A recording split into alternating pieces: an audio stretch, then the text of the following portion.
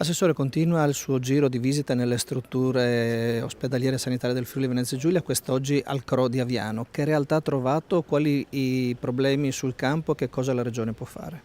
Beh, il CRO è ovviamente un'eccellenza di questa regione sulla quale noi contiamo molto, in particolare anche proprio sulla vicenda della rete oncologica. Insomma, è evidente che per noi rappresenta un punto importante dell'offerta del servizio sanitario regionale, con ambizioni che non si fermano né a Pordenone né al Friuli Venezia Giulia e quindi neanche a Aviano. Quindi il lavoro che noi faremo sarà quello di consolidare questo istituto di ricerca, perché ne siamo orgogliosi e perché fa parte della storia di questa regione. Poi questo naturalmente si inserisce nel complesso di visite che sto facendo. Ho incontrato i professionisti che hanno la responsabilità di guidare la struttura con una qualità molto importante e anche la costruzione di un'ulteriore prospettiva di identità di questo istituto nel panorama della lotta ai tumori, e devo aggiungere anche rispetto a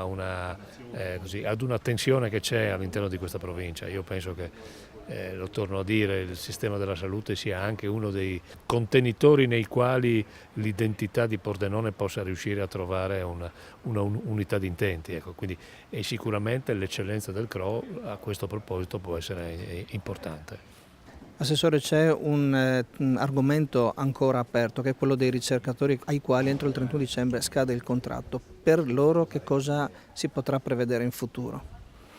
Beh, una delle altre cose che abbiamo affrontato oggi è le disposizioni sono dello Stato, non sono della Regione. Da quello che ho capito abbiamo la fortuna di avere un sottosegretario che conosce molto bene, un viceministro che conosce molto bene la situazione, che è l'onorevole Garavaglia, e quindi io conto già nei prossimi giorni di scrivergli e rappresenterò sia lui ma anche al Presidente della Regione la necessità di intervenire per garantire a tutte queste persone una condizione di tranquillità sul piano professionale e di garantire a questa regione il patrimonio delle loro conoscenze.